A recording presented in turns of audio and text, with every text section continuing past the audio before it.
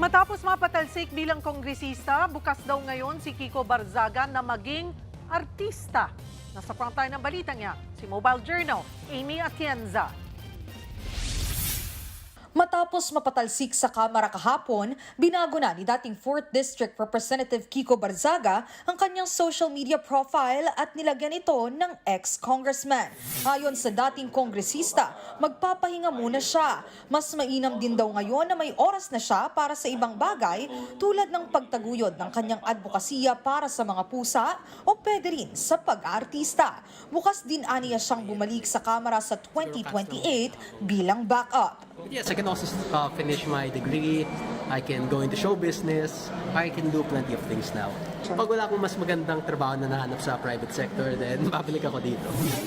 Sa botong 265 na pabor, 14 na pagtutol at 8 abstain, pinatawan ng House Ethics Committee ng pinakamabigat na parusa si Barzaga. Nag-ugat ito sa anilay disruptive at disorderly behavior ng kongresista.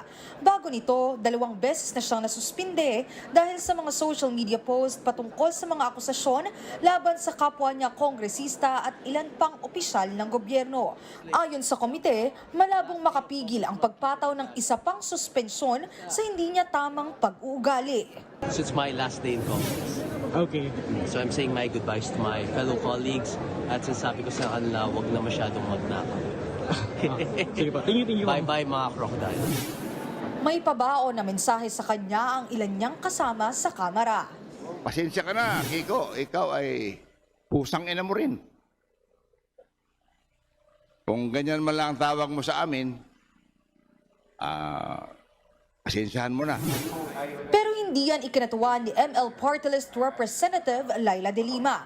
Masyado raw harsh o magaspang ang pananalita kay Barzaga. What is the point of order? Yes, I'm raising a point of order here and a point of propriety. Oh, Let's propriety. not get too harsh here. I'm just quoting Let's his not words. get too harsh here. Madam The Speaker, use of the Mr. words, Leader. animal, the use of the words. May we ask for a minute Pusang suspension? ina. Session suspended. May ilang kongresista rin na nagsalita tutol sa pagpapatalsik kay Barzaga. Hayaan na raw ang mga botante ang magdesisyon sa susunod na eleksyon. Discipline him. Reprimand him. Suspend him as much as you want. But for us to take him out, let us not put this action of expulsion in our own hands. Let the people of Cavite in his district decide for him. Hinimok din ni later Representative Richard Gomez ang kanyang mga kasamahan na suriin din ang sarili. The colleagues, let us examine ourselves. Tayo ba ay talagang napakalinis? Tayo ba ay hindi rin baliw paminsan-minsan? Si Caloocan City Representative Edgar Erice dinaan sa kanta ang kanyang mensahe. Sino ba ang tunay na baliw? Yung bang isinilang sa pag-iisip ay kapos? Osto ang isip, ngunit sakim naman na lubos. Ayon kay Erice, sobra-sobra ang parusa kay Barzaga. Kinuwestiyon din niya kung ang pagpapatalsik kay Barzaga ay parusa nga ba sa kanyang pag-uugali o sa pagsasalita laban sa mayorya. The House has already imposed suspensions for the same conduct. An expulsion based on substantially identical acts are excessive and disproportionate.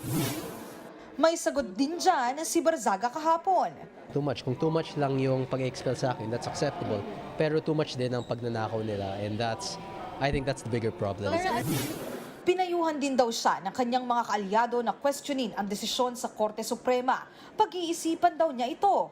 I have no plans but I've been recommended to question it in the Supreme Court. Will you? I have no plans yet. Wala ka pang desisyon, pero it's open. Well, I'm open to everything. Sa ngayon, ang malinaw, hindi na muna makikita at maririnig sa Kamara ang self-proclaimed Congress Meow ng Dasmariñas, Cavite. Nagbabalita mula sa Frontline, Mobile Journal, Amy Atienza, News 5. Mga kapatid, Cheryl Hosing po. Maging maalam at may pakialam sa mga napapanahong issue at headlines. Mag-follow at mag-subscribe na sa social media pages ng News 5.